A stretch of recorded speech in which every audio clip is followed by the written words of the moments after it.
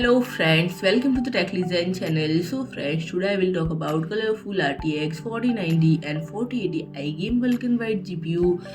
So friends, Colorful launched the highly anticipated GeForce RTX 4090 and RTX 4080 Vulcan White Limited Edition graphics card. And friends, these graphics cards are designed to complement white theme gaming PC builds. And friends, both White Edition graphics cards have identical specification with the standard Vulcan model, also with the same higher factory overclock compared to other models in the iGame series. And friend, the Vulcan White Series features the iGame Smart LCD with white frames. The die-cast alloy frame was anodized in white, and to complete the all-white look of the Vulcan W, the heatsink's fin stack was given a special white powder coating that will provide a complementing elegant look without compromising its cooling potential.